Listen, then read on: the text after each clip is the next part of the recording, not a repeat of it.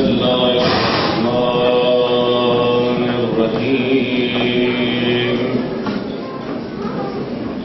الحمد لله رب العالمين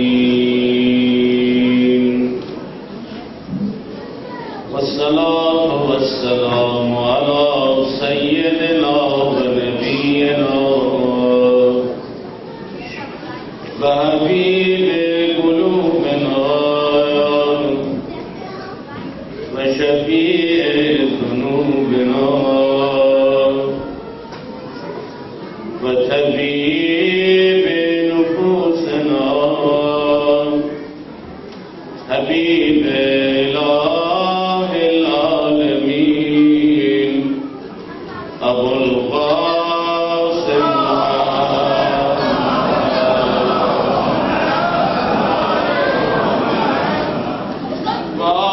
الطيبين الطاهرين واللعن على أعدائهم من الآن إلى قيام يوم الدين فقد قال الله تبارك وتعالى في قرآنه الكريم أعوذ بالله من الشيطان الرجيم ففديناه بذبح عظيم صدق الله العلي العظيم فقد قال رسول الله صلى الله عليه وآله وسلم حسين مني وأنا من حسين أحب الله من أحب حسينا السلام عليك يا أبا عبد الله وعلى الأرواح التي علت بفنائك عليك مني سلام الله أبدا ما بقيت وبقي الليل والنهار السلام على الحسين وعلى أولاد الحسين وعلى أصحاب الحسين مولانا آقامızın İmam-ı Zaman Bekiyetullah el-Azamin zuhurunun tez olması için bir âli salavat hatmedelim.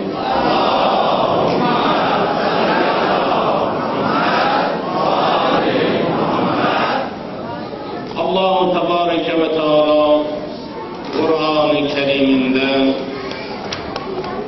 çeşitli peygamberlerine selam verir. Buyurur Esselamu ala İbrahim. Elbette bunların hamısının bir felsefesi var. Bir hadisi var, diyorlar ki el-belâ'u lil-velâ. Allah her kimi çok severse ona da çok bela verer, ona da çok dert verer. Allah birkaç peygambere bu lambayı yandırın. İnşallah mersi yok, yanda söndürürler. Lambaları eğer yaksanız memnun olun. Peygamberler tarihinde bazı peygamberlerin özelliği var. Onlardan bir tanesi Hazreti Nuh'tur.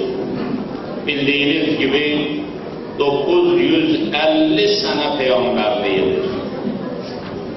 Buyurur ilahi da'utu leylen ve nehara. Bu insanları gece gündüz çağırdım ama bunlar dinden kaçtılar. Bunlar hakikattan uzaklaştılar.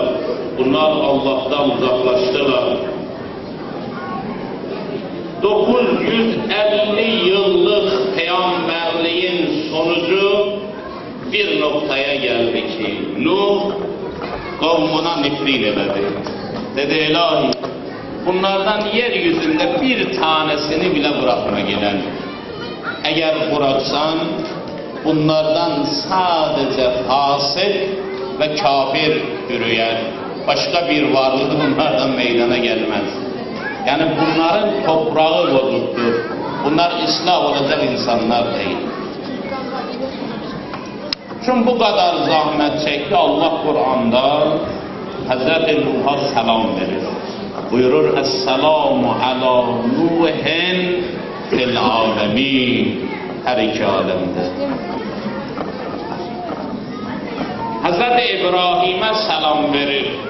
Çünkü İbrahim tevhid için, inanç için çok zahmetler çekti. Ateşi kabul etti. Allah için rıza, hicreti kabul etti. Allah için evladını Mekke çölünde bırakmayı kabul etti. Allah için İsmail'i yıkıp da boğazına bıçak koymağı da kabul etti. Ona göre Allah buyurur, Esselamu ala İbrahim. Selam olsun İbrahim'e. Allah peygamberlere özellikle teker teker selam verir. Ama Hüseyin'e bir ziyaretname gönderir. Ziyaret-i Aşura hadis-i kutsidir da insan dilindeki değil, Allah'ın öz dilinde bir ziyaretname gönderir. Ayrı bir nokta ki vardı, o da budur. Bu selamlar bunu gösterir ki Allah'ın ovliyası diridir. Allah'ın ovliyası bizi duyuyor. Kur'an'da da bir ayet var. Buyurur, eğer size birisi selam verse, eğer birisi size selam verse, ondan daha güzel bir şekilde ona selam verin. Birisi dese selamun aleyküm, siz deyin selamun aleyküm ve rahmetullah. Eğer biri deyin selamun aleyküm ve rahmetullah, siz deyin selamun aleyküm ve rahmetullah ve berekatuhu. Daha güzel bir şekilde selam verin. Sizler ki Hüseyin aşıksız gelirsiniz burada Hüseyin'e selam vermeye, görün Hüseyin yanında sizi neler değer. Kesin o en güzel bir şekilde bize cevabını da inşallah verecek.